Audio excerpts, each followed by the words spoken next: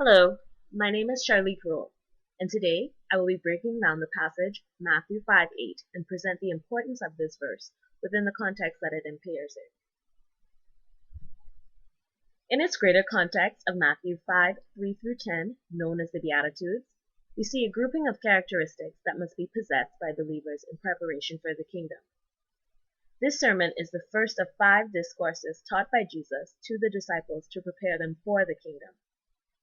In the book of Matthew, Jesus teaches the concept of the reign of God, affirming that it is both a present reality and a future hope. This can be seen in the contrast of verses 3 and 10 that indicate the present reality, or the kingdom at hand, and verses 4 through 9 that indicate the future hope, or the kingdom to come. Our key verse, Matthew 5:8, says, "Blessed are the pure in heart, for they shall see God." The main idea of this verse is to prepare the hearts of believers for the kingdom at hand and the kingdom to come. 2 evidences that help support this thesis are as follows. First, preparation for the kingdom begins with the internal process of purification.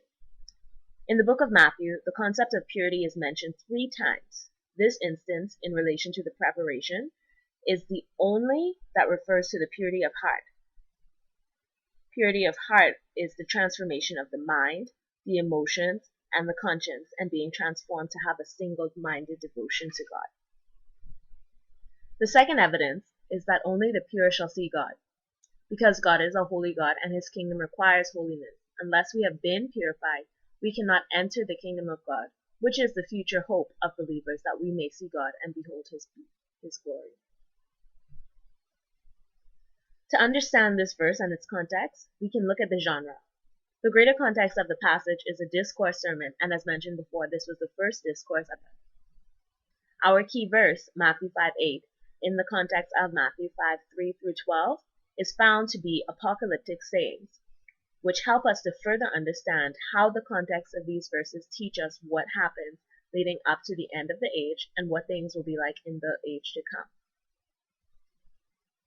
Understanding our key verse and its genre and background means that we must constantly seek to be purified. In this pursuit, we must remember that purification is not a process of human effort, but by the grace of God. Purification is the result of intimate relationship with Christ and allowing him to transform us from the inside out. In studying this passage, Logos Bible software was especially vital in my understanding. The verse tool that helped me was the reverse interlinear.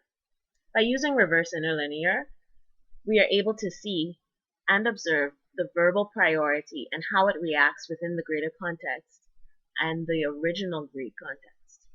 Here, we see the verbs indicated by green boxes. But the reverse interlinear shows us how the verbs truly act in original language. For example, in English, we see the verb as see, but Greek shows us that the verb is actually shall see. The second tool that helps is the passage guide. In the passage guide, we are able to find information relating specifically to our key verse on one page. It shows us the genre type and even further defines each genre.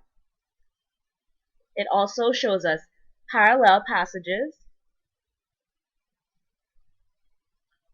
cultural concepts, and many other things that help us to understand the verse.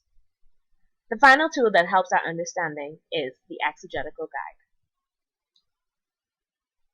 Under the word-by-word section, we see each word of the verse broken down by definition and sense within the context of the passage. I hope you have learned much and have enjoyed this presentation of Matthew 5:8, and that it may lead you to your own study in transformation as we prepare for the kingdom. Thank you.